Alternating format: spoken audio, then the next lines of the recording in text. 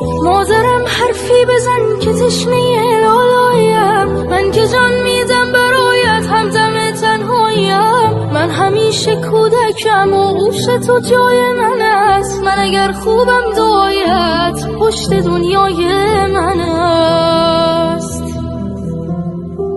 بوسه بر دستان گرمت میزنم شاه دلم، با حضورت خانه روشن میشود ماه دلم. هرچه میخواهد دلم پیش تو پیدا میشود، این همه خوبی چجوری در دلت جا میشود.